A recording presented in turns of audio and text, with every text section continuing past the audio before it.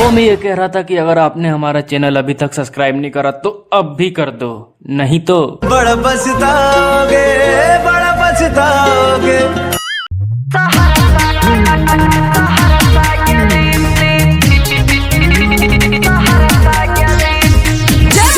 Recording studio राजा Sonbarsa.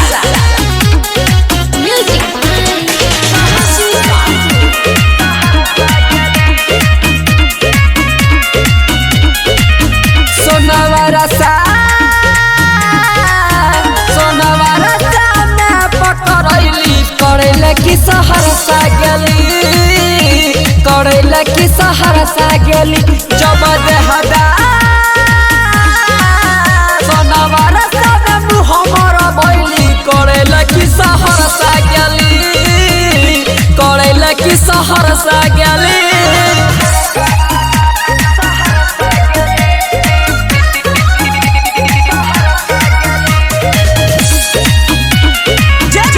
Recording studio राजा सोनवर्षा। हाथ में लेके मोबाइल मारे छी तू ये स्टाइल छलो जवानी गदराइल ऊपर से दै छियो समाइल। हाथ में लेके मोबाइल मारे छी तू ये स्टाइल छलो जवानी गदराइल ऊपर से दै छियो समाइल। देखो गरिया में हाथ पेरा बैली की करैला सहरसा गेली करैला की सहरसा गेली।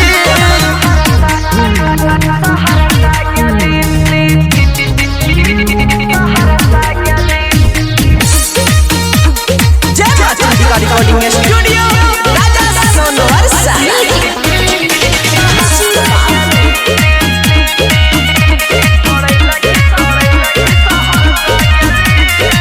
गाम से रहे छी ओझा बने छी इंस्टा के मॉडल राइटर रूप सब के संग में रील बनाबै छी डोलो जाने छिए गे।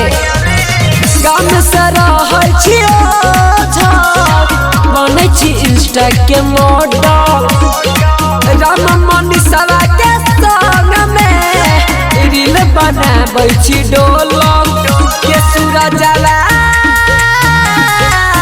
जमिती सब से सरदा पुरैली की करैला सहरसा गेली की करैला सहरसा गेली के रहुलला